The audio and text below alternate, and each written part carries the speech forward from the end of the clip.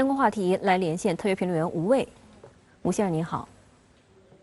俄乌战争爆发已过72小时，战局似乎依然处于焦灼状态。那么您如何研判这个局面呢？是的，程倩，战争爆发至今已过了72小时，这是一个关键节点，它往往意味着先期越境实施穿插作战的俄军机动兵力的进攻锋芒将会减弱，士兵的口粮、伤病员后送、装备的油料、弹药都到了一个需要补给的时刻。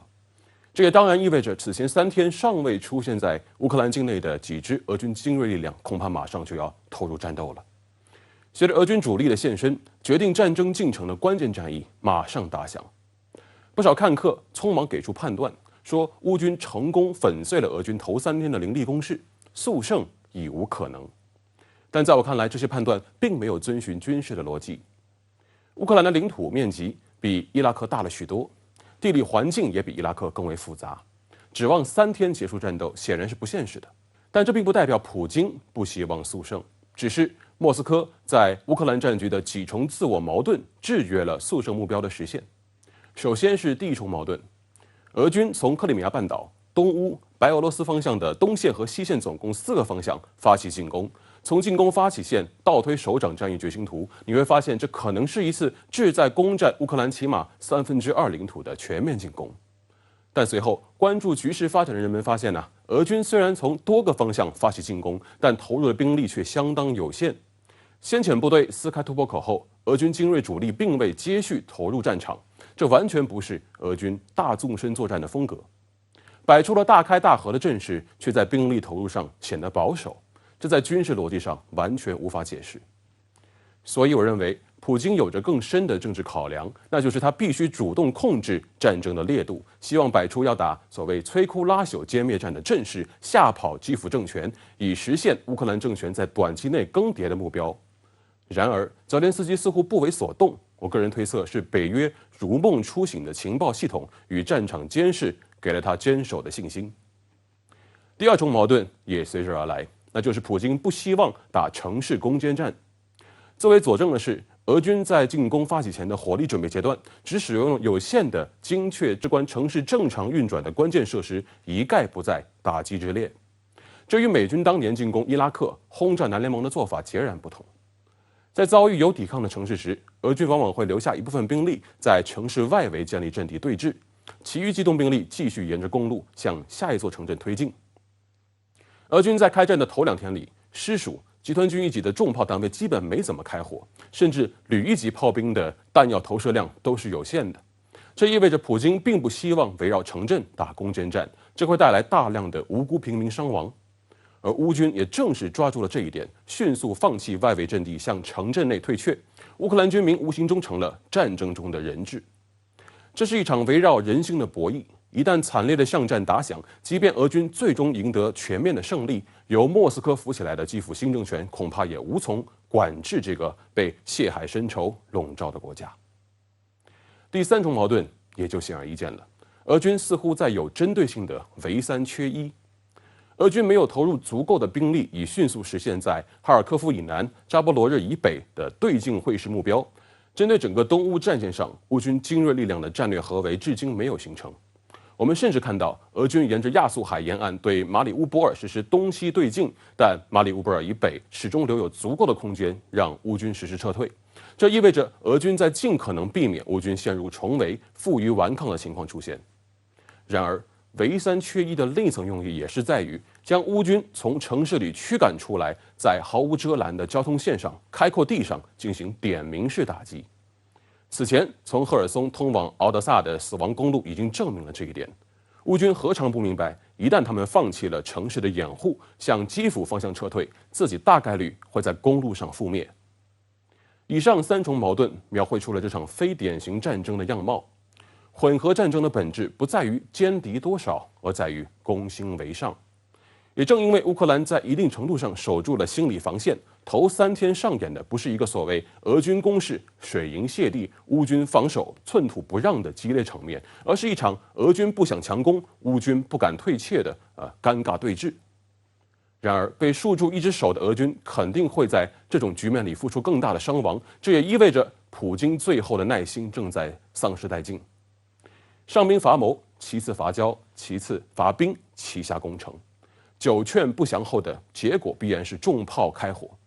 一旦莫斯科的政治目标无法实现，军事逻辑就会重新接管指挥权，更高效却也更血腥的战争形态恐怕即将上演。那么这场诡异的战争给大家带来了哪些值得深思的地方呢？关于俄罗斯主动开战，一度让许多学界大佬不会开战的预测翻了车。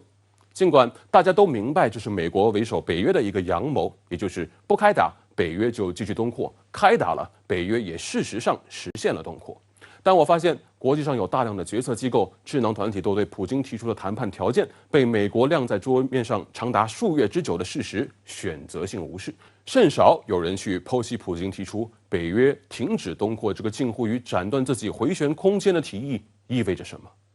有人说，美国总统成功预测了这场战争的爆发，而我却要说，拜登一直拒不回答普京的诉求，不正是希望这场战争爆发吗？因此，我反对国际舆论将板子都打在莫斯科身上的做法。北约并没有像此前承诺的那样做出迅速而一致的反应。美军做的第一件事情，不是与乌克兰人民站在一起，而是扭头进入德国、意大利，与他们的基地站在一起。这是赤裸裸的欺骗、出卖了乌克兰人民。而此刻的拜登正开启他的度假之旅，从欧洲大量外逃的国际游资正在涌入华尔街。哪怕乌克兰洪水滔天，他在推特上发的第一条信息竟然是“让我们一起祈祷”。更值得我们思考的是，某种程度上，包括联合国在内的国际协调机制，在阻止此次战争爆发的进程中是完全失能的。国际舆论不希望一场战争爆发，却没有认真着手去解决造成战争爆发的问题。一个被挤压了20多年的巨大弹簧，你凭什么认为它不会反弹呢？到底是谁在放任这场危机的升级？又是谁去戳破了这个肿胀多年的脓包？当然，最值得我们思考的还在于，美西方在过去数年投喂给乌克兰的大量便携式防空导弹、单兵反坦克导弹，确实给俄军造成了一定伤亡。俄军不少先进的技术兵器确实被4两拨千斤了。由美英教官团灌输的所谓刺猬战术，极大影响了乌克兰军队依托城市防守、以市民为人质的战场决策。这种将战争血腥化、碎片化、游击化的战术，将极大迟滞战争的进程，为境外势力的介入创造了窗口期。另一方面，美西方许多国家周日发表联合声明，宣布对俄罗斯发起新一轮制裁，其中就包括禁止俄罗斯部分银行使用 SWIFT 支付系统。外界研判这是向俄罗斯投下金融核弹。那么，吴先生，您对此怎么看呢？自从2014年克里米亚危机以来，俄罗斯已经持续遭受西方经济制裁多年，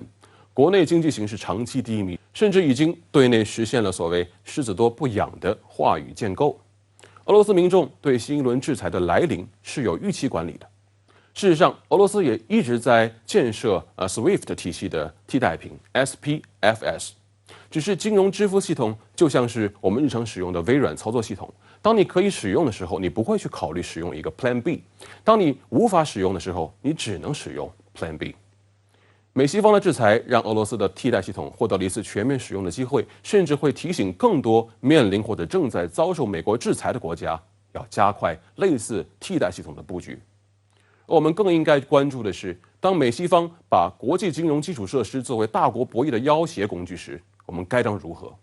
倘若这真的成为一个国家的某种命门，把持在列强手中，那是不是在未来的某个时刻，国家战略面临重要抉择关头，国家利益遭受重大威胁时，我们首先想到的是所谓退一步海阔天空呢？在俄罗斯面临北约战略挤压的30多年里，普京并非没有忍让，甚至在早期还对西方，尤其是欧洲，有过不切实际的幻想。那么结果又是如何呢？不是你不想退一步，而是对方得寸进尺。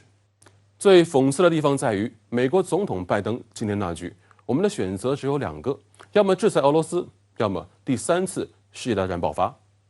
我不在乎这位高龄总统平日里是否经常失言，但最起码这一次，他将美国人伪善而狡黠的一面展露无遗。